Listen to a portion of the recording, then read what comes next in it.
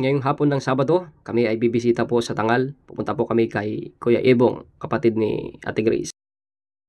Let's go! Kapatid, alam mo ba, ang pagbibisita ay hindi lang obligasyon, kundi isang pribileyo na maging daluyan ng pagpapala ng Diyos sa buhay ng iba. Kapag tayo'y bumibisita, mararamdaman nilang sila'y hindi nag-iisa.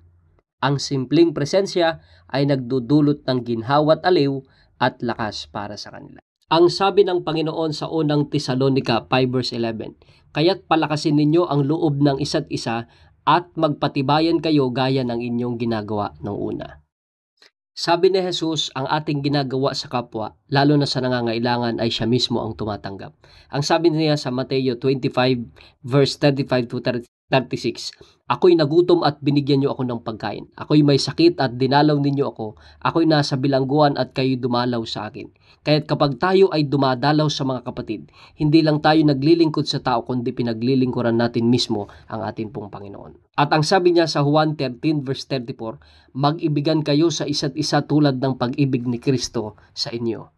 Kaya mga kapatid, ang pagbisita sa bahay ng ating kapatid ay hindi lang simpleng pagpunta sa bahay nila, kundi ito ay isang gawain ng pag-ibig at malasakit ng may matibay na batayan sa Bibliang itinuturo ni Kristo sa bawat isa sa atin. Yan po, after po namin mag-visitation, umuwi na po kami, pauwi na po kami mga kapatid. Salamat po sa mga kapatid ko na sinamahan ako sa visitation kay Kuya Ebong.